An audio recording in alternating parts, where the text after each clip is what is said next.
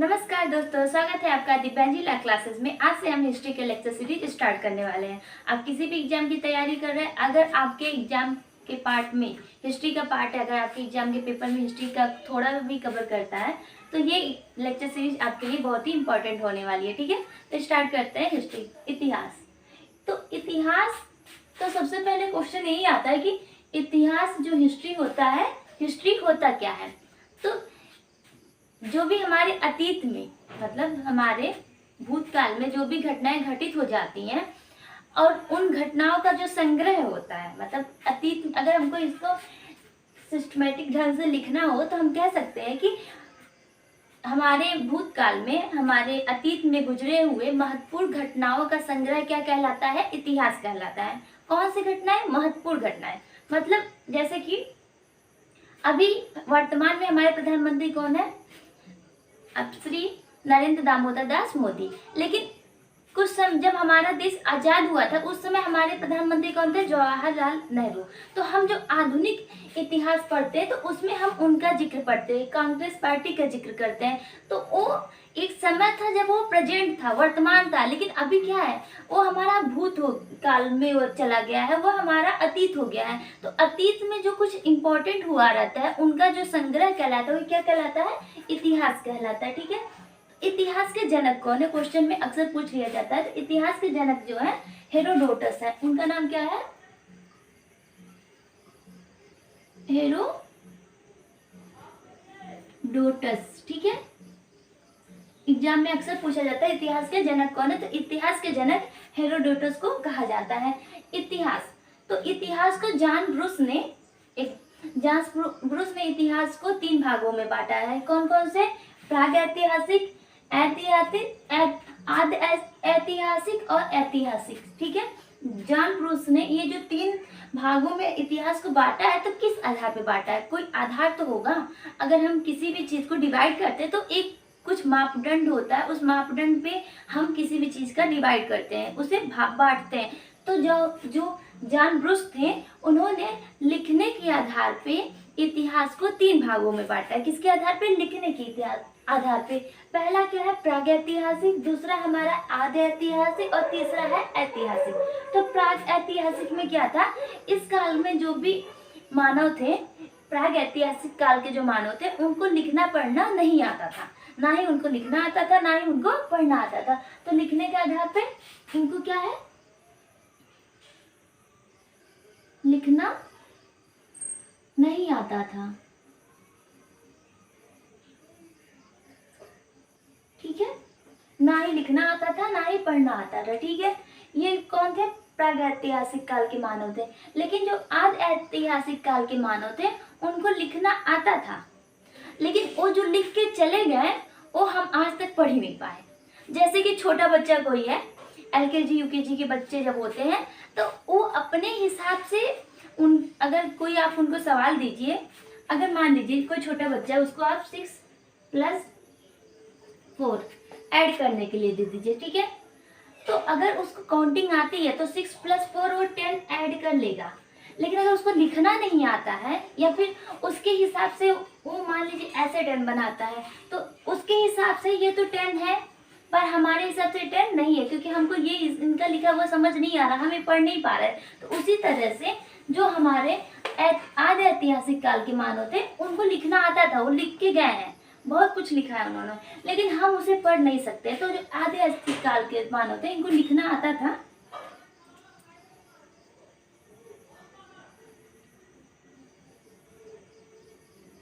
लिखना इनको आता था, लेकिन ये जो लिख के गए उसे हम आज तक पढ़ नहीं सके। ठीक है, प्रागैतिहासिक काल के जो मानव थे इनको ना लिखना आता था, ना ही इनका जब लिखना ही नहीं आता था तो कुछ लिखे ही नहीं, हम पढ़ेंगे क्या। अब आता है आपका ऐतिहासिक काल। इस काल के मानव को लिखना आता था। क्या था?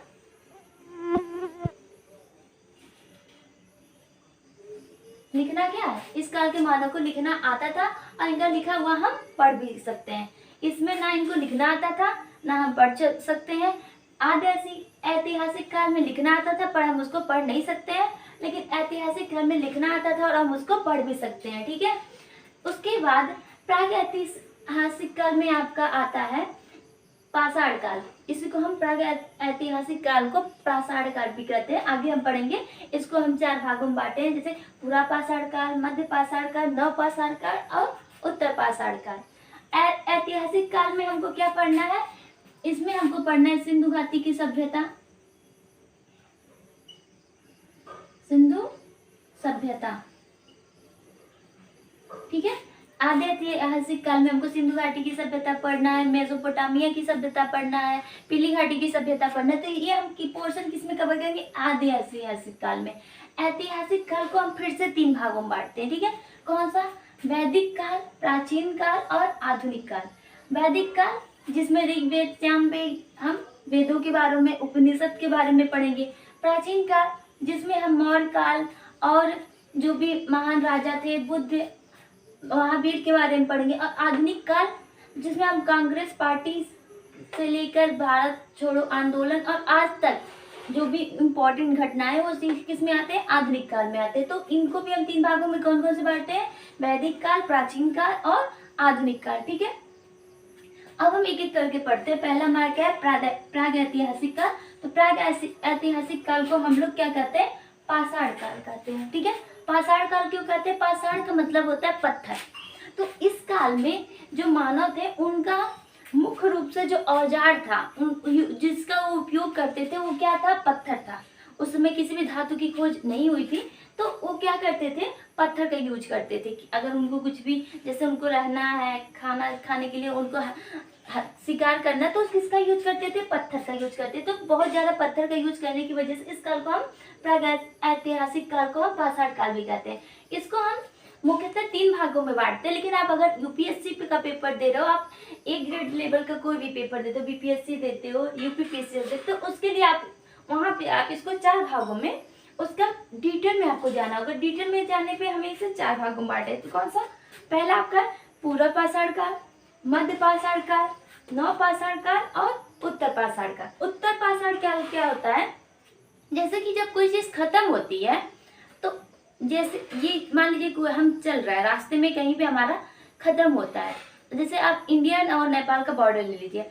इंडिया नेपाल का जो बॉर्डर है, ये यहाँ पे अगर खत्म हो रहा है इंडिया, ठीक है, और यहाँ से नेपाल शुरू हो रहा है, तो इनके बीच का जो डिस्टेंस होता है कुछ तो दूरी होगी ना, जो ना इंडिया के कवर में होगा ना ही नेपाल के ये क्षेत्र में आएगा। तो ये जो क्षेत्र होता है इसको हम बॉर्डर कहते हैं। इसी तरह से जो जब एक युग खत्म होकर दूसरे युग की शुरुआत होती है, जैसे प्रागैतिहासिक काल खत्म हो गया, आज ऐतिहासिक काल की जब शुरुआत हो रही है, तो उसके बीच का जो काल होता है उसको हम कहते हैं उत्तर, उसे उत्तर काल कहते हैं। तो उसी लिए इसको क्या कहते हैं? उत्तर पाषाण काल कहते हैं। तो पूरा पाषाण काल जो हमारा था, ये 20 लाख बीसी से लेकर 12,000 बीसी तक, ये सबसे, अगर ये आपका क्वेश्चन आता है सबसे लंबा कौन सा काल चला, तो आपका आंसर क्या होगा? उत्तर पाषाण काल। देखिए कब से कब तक चल रहा है ये? 25 लाख बीसी से लेकर ये 12,000 बीसी तक, इतना लंबा ये काल चला। उसके बाद आपका आता है मध्य पाषाण काल 12,000 बीसी से 10,000 बीसी तक। फिर नव पाषाण काल आपका आता है 10,000 बीसी से 4,000 बीसी तक। और उत्तर पाषाण काल आपका है 4,000 बीसी से 2,000 बीसी तक। ये तो हमने देखा जॉन ब्रूस ने, जिन्होंने ये लिखावट के आधार पे इतिहास को 3 भागों में बांटा था। एक फिर आए क्रिश्चियन थॉमस, ये इन्होंने भी 3 आधार पे इतिहास को 3 काल में इतिहास को बांटा। और इनका क्या था? ये अवशेषों के, मतलब जो इतिहास में अवशेष मिले, जो कुछ भी सामग्रियां मिली, उनके आधार पे इन्होंने 3 काल में इतिहास को बांटा है। कौन कौन सा? पाषाण काल, मतलब जहाँ पे पत्थर मिले, जिस काल में पत्थर मिले उस काल को इन्होंने पाषाण काल कहा है। कांस्य युग, जिस काल में कांस्य की खोज हो गई, जैसे कि ऐतिहासिक काल में, तो उसको इन्होंने कांस्य युग कहा। और लौह युग, आधुनिक काल में क्या था? जब लोहे की खोज हो गई तो उन्होंने उस काल को लौह युग कहा। तो इन्होंने 3 काल में बांटा, कौन सा? पाषाण काल, कांस्य युग और लौह युग, ठीक है। अब हम देखते हैं एक एक करके पूरा पाषाण काल, नव पाषाण काल और मध्य पाषाण काल। ये हम अब एक एक करके डिटेल में पढ़ते हैं। अब हम देखते हैं पाषाण काल को 4 भागों में जो बांटा गया है उसको विस्तार रूप से। जैसे कि पाषाण काल को 4 भागों में बांटा गया, पूरा पाषाण काल, मध्य पाषाण काल, नव पाषाण काल और ताम्र पाषाण काल, या फिर इसी को हम क्या कहते हैं? उत्तर पाषाण काल। क्या कहते हैं? पाषाण, उत्तर पाषाण काल, ठीक है। तो पहला क्या हमारा पूरा पाषाण काल। पूरा पाषाण काल में क्या था, इस काल के जो मानव थे इनके पास कोई भी उतनी अच्छी समझ बूझ नहीं हुआ करती थी। तो इस काल के जो मानव थे वो, उनका ऐसा नहीं था कि उनका कोई घर होता था जहाँ पे वो प्रॉपर रहते थे, उनका कोई ठिकाना नहीं होता था, ना ही उनको खाने की समझ थी, ना ही किसी चीज की समझ हुआ करती थी। इस काल के बारे में सबसे पहले किसने बताया था, रॉबर्ट ब्रूस फुट ने। तो इसीलिए हम लोग पूरा पाषाण काल के जनक, अगर इस तरह से आपका क्वेश्चन आता है, ये कई बार पूछा भी गया है यूपीएससी में और यूपीएससी में पूछा गया कि पूरा पाषाण काल के जनक कौन थे। तो पूरा पाषाण काल के जनक कौन थे, रॉबर्ट ब्रूस फुट। कौन थे, रॉबर्ट ब्रूस फुट इसके जनक थे। सबसे पहले इन्होंने 1863 में तमिलनाडु के चेन्नई के पल्लवरम, कहाँ पे, पल्लवरम में इन्होंने सबसे पहले अवशेष प्राप्त किया। क्या इनको मिला था वहां पे, कुल्हाड़ी। किस चीज की कुल्हाड़ी थी, ये कुल्हाड़ी आपकी पत्थर की बनी हुई थी। क्योंकि हम पाषाण काल पढ़ रहे हैं और हमें पता है पूरा पाषाण काल में और किसी भी धातु की खोज नहीं हुई थी। उस काल के सारे औजार किसके हुआ करते थे, पत्थर के हुआ करते थे। तो जो रॉबर्ट ब्रूस फुट थे, इन्होंने सबसे पहले तमिलनाडु के चेन्नई के पल्लवरम में एक औजार अवशेष प्राप्त किया, जो क्या था, कुल्हाड़ी था। किस चीज का बना हुआ था, पत्थर का बना हुआ था, ठीक है।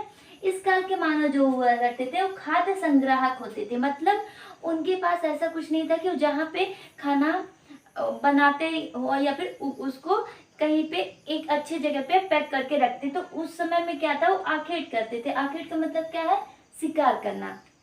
इस काल में मानव क्या करता था, शिकार करता था और उसी को, जो शिकार करके उनको प्राप्त होता था, उसी को खाता था।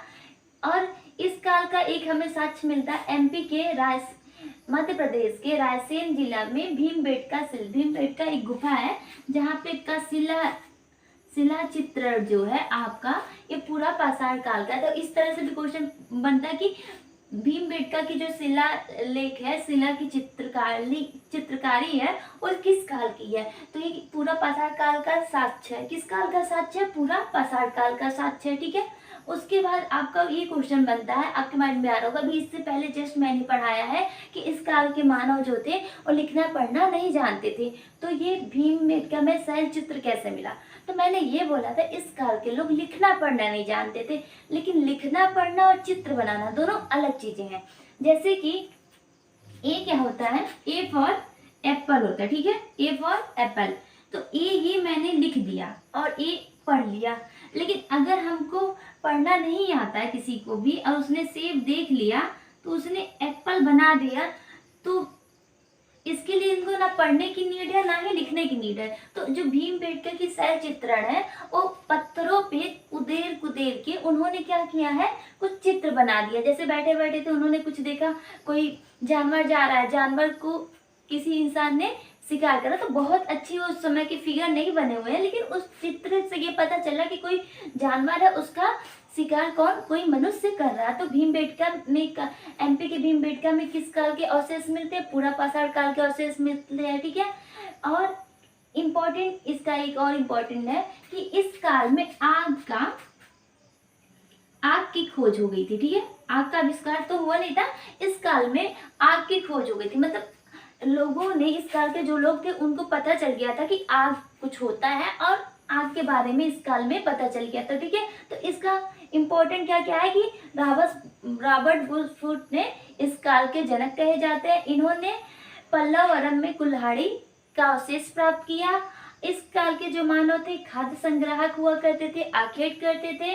और एमपी के भीमबेटका में इस काल के अवशेष मिलते, चित्रण मिलते हैं और इस काल में आग की खोज हो गई थी, ठीक है। ये हमारा हो गया पूरा पाषाण काल। अब देखते हैं हम मध्य पाषाण काल। मध्य पाषाण काल को हम क्या कहते हैं, माइक्रोलिथ। माइक्रोलिथ क्यों कहते हैं, इस देखिए, एक नोटिस करने वाली बात है, इस काल के जो औजार हुआ करते थे वो बहुत ही अनगढ़े मोटे पत्थर हुआ करते थे। मतलब जैसे कि कोई पत्थर टूट के गिरा हुआ इतना बड़ा और उसी को उठाया इन्होंने किसी के जानवर के ऊपर फेंक के प्रहार करके उसका शिकार कर लिया। इनके पास इतना आइडिया नहीं था कि इस पत्थर को हम और सुडोल बना दें या फिर उसको किसी आकार में दे दें, नुकीला कर दें, जिससे हम आसानी से हथियार की तरह उसका यूज कर पाए। जैसे ही पत्थर पाते थे वैसे किसी के सर पे फोड़ दिया और उससे शिकार कर लिया, ऐसा करते थे।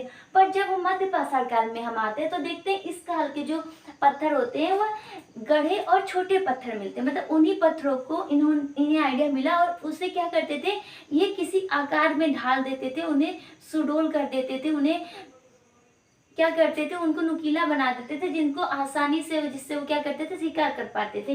तो आपका माइक्रो मतलब क्या होता है, छोटा। तो माइक्रोलिथ इसको इसलिए भी कहते हैं क्योंकि इस काल के जो औजार मिले हैं वह पत्थर मिले हैं, वो क्या होते थे, छोटे आकार के होते थे और वह हथियार के शेप के होते थे। ठीक है। इस काल के जो मध्य पाषाण काल है इसकी खोज आपके 1867 में कार्लाइल ने किया था। ठीक है।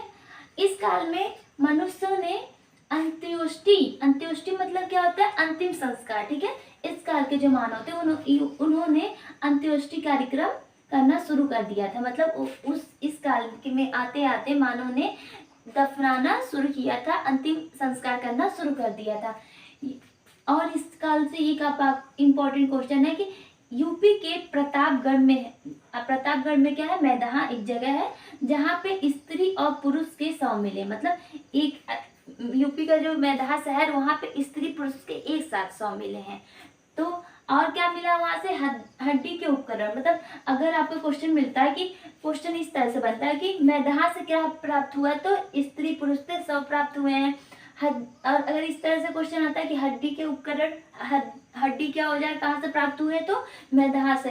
और क्वेश्चन इसी से एक क्वेश्चन और बन सकता है आपका, मैदाहा कहाँ पे है, तो मैदाहा आपका यूपी प्रतापगढ़ में मैदाहा है। ठीक है। अगला है आपका दमदमा।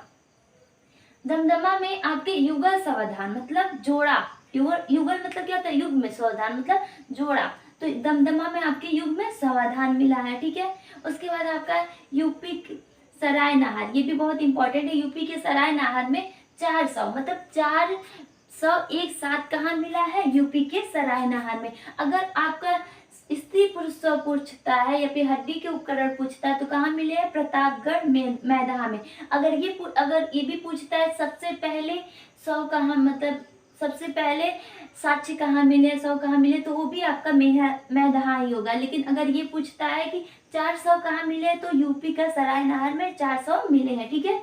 इसके बाद आपका क्वेश्चन है गुजरात के लंगनाज में क्या मिला, 1400 एक साथ कहाँ मिले हैं, यूपी के गुजरात के लंगनाज में 1400 एक साथ मिले हैं। और वहां पे क्या मिला है, मिट्टी के बर्तन मिले हैं, कब्रिस्तान मिला है। तो यहाँ पे और चीजें मिले, क्या मिले हैं, मिट्टी के बर्तन मिले हैं, कब्रिस्तान मिला और 1400 एक साथ मिला। ठीक है। ये हमारा हो गया मध्य पाषाण काल। अब हम देखते हैं नवपाषाण काल।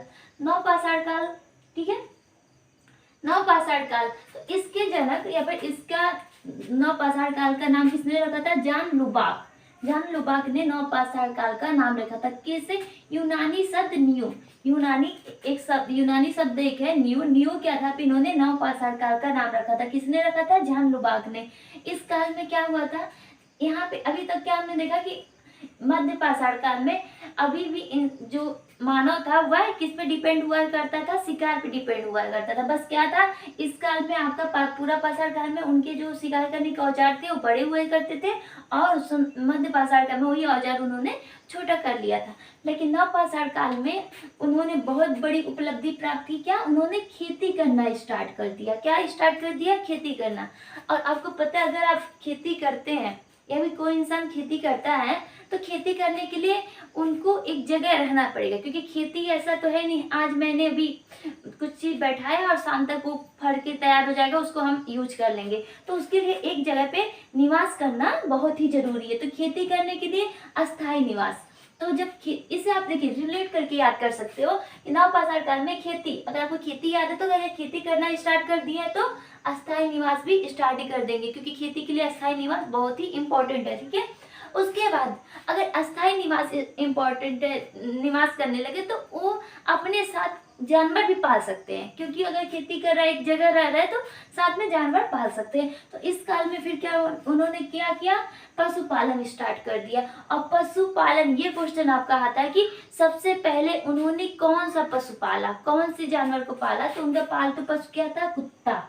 आपको अभी इस टाइम में भी सबसे ज्यादा प्रिय सबको क्या है, पालतू पशुओं में कुत्ता है, क्योंकि कुत्ता क्या होता है, बहुत वफादार होता है, इंटेलिजेंट होता है, आपकी बातें बहुत आसानी से वो मान लेता है, आपकी बातें समझता है। तो उस टाइम में भी शायद उनको ऐसा लगा होगा कि कुत्ता जो है बहुत इंटेलिजेंट होता है। दूसरा चीज क्या होता है, कुत्ते जो होते हैं जहाँ पे खाते हैं उनकी वफादारी बहुत ज्यादा करते हैं।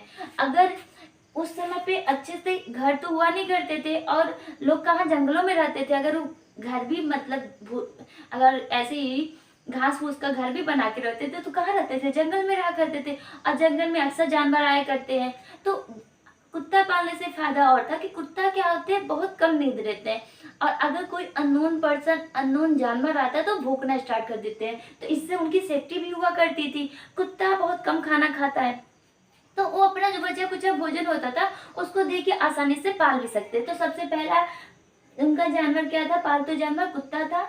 इस काल में खेती, अस्थायी निवास और पशुपालन इंपॉर्टेंट है, ठीक है। अब हम देखते हैं अगला, ताम्र पाषाण काल या फिर उत्तर पाषाण काल। इस काल को हम चिलकोलित भी काल कहते हैं, क्योंकि इस काल में तांबे की खोज हुई थी, ठीक है। ये हम देखें चारों पाषाण काल के चारों प्रकार, जैसे पूर्व पाषाण, मध्य पाषाण काल, नव पाषाण काल और उत्तर पाषाण काल, ठीक है। अब हम एक एक वन लाइनर क्वेश्चन करते हैं, जैसे जिनका रिलेट करने से कोई कहीं से रिलेट नहीं है, बट क्वेश्चन आते हैं, वन लाइनर क्वेश्चन करते हैं। कुछ इंपॉर्टेंट क्वेश्चन देखते हैं, वन लाइनर क्वेश्चन जो हमारे पेपर में अक्सर ही पूछे जाते हैं, बहुत ही इंपॉर्टेंट क्वेश्चन है, ठीक है। तो देखते हैं पहला क्वेश्चन हमारा, मानव ने सर्वप्रथम किसकी खेती की, मानव ने सबसे पहले किस चीज की खेती स्टार्ट की। तो इसका आंसर आपका जौ और गेहूं, जौ और गेहूं, ठीक है। तो मानव ने सबसे पहले किसकी खेती की, जौ और गेहूं की। सबसे पुराना चावल का साक्ष्य कहाँ से मिला है, तो ये हमारा मिला है यूपी के संत कबीर नगर जिला, संत कबीर नगर, कौन सा जिला, संत कबीर नगर जिला के लहुरा देव, कौन सा जगह है, लहुरा देव, ठीक है। तो सबसे पहला सबसे पुराना चावल का साक्ष्य हमें संत कबीर नगर जिले के लहुरा देव से मिला है। आपका लास्ट इसके बाद क्वेश्चन है कृषि के साक्ष्य, कृषि के साक्ष्य सबसे पहले कृषि के साक्ष्य कहाँ से मिले हैं, तो मेहरगढ़, कौन सा जगह है, मेहरगढ़, ये कहाँ पे है, ये अभी वर्तमान में ये पाकिस्तान में है, ठीक है। कहाँ पे है, पाकिस्तान में, ओके। दूसरा आपका क्वेश्चन है, अगला क्वेश्चन है, धान की भूसी कहाँ से प्राप्त हुई है। तो धान की भूसी कहाँ से प्राप्त हुई है, ये भी हमारे यूपी के प्रयागराज,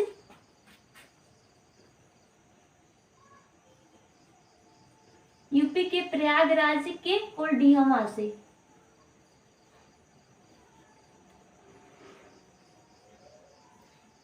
जब तक लहुरा देव हमारा नहीं खोजा गया था तब तक हमारा चावल का सबसे पहला साक्ष्य यूपी के प्रयागराज के कोल्डिहमा से था, ठीक है। लेकिन अभी रिसेंटली हमारा लहुरा देव खोजा गया। तो धान की, अगर इस तरह से क्वेश्चन आता है कि धान की भूसी कहाँ से मिली है, तो ये कोल्डिहमा से मिली है, ठीक है। और रिसेंटली सबसे पुराना कौन सा है, हमारा लहुरा देव है। उसके बाद है मानव जाति का पालना। तो मानव जाति का पालना किसे कहते हैं, अफ्रीका महाद्वीप को, किसे, अफ्रीका महाद्वीप, अफ्रीका महाद्वीप को क्या कहते हैं हम लोग, मानव जाति का पालना। सभ्यता का पालना किसे कहते हैं, एशिया महाद्वीप को, ठीक है।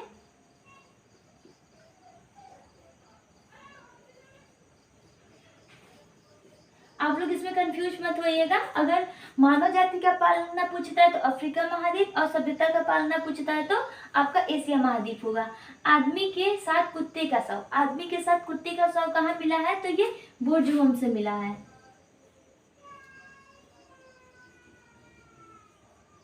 बुर्जहोम से क्या मिला है, मानव के साथ कुत्ते को भी दफनाया गया है। कहाँ से, बुर्जहोम कहाँ पे है, जम्मू कश्मीर में, ठीक है। जम्मू कश्मीर के बुर्जहोम से क्या मिला है हमें, आदमी के साथ कुत्ते का शव मिला है। और यहाँ एक चीज और मिली है, क्या मिला है, गर्तावास, गर्तावास कहाँ मिला हमारे, जम्मू कश्मीर में बुर्जहोम में मिला, ठीक है। अगला क्वेश्चन है, मानव का सर्वप्रथम साक्ष्य। तो मानव का सर्वप्रथम साक्ष्य जो है नर्मदा नदी के किनारे मिला। कहाँ मिला है, नर्मदा घाटी पे। नर्मदा घाटी पे क्या मिल रहा है? मानव का सर्वप्रथम साक्ष्य मिला, इसलिए हमें नर्मदा मानव भी कहते हैं। क्या बोलते हैं? नर्मदा मानव। ओके, अगला क्वेश्चन आपका, भारतीय पुरातत्व के पिता। भारतीय, जैसे कि हेरोडोटस कौन है? वह इतिहास के जनक है, लेकिन भारतीय पुरातत्व के पिता कौन है? तो ये है ए कनिंघम। कौन है? ए कनिंघम।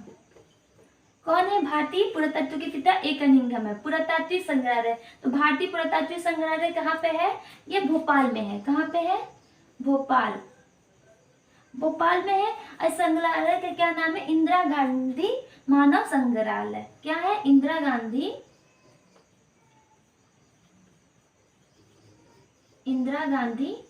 मानव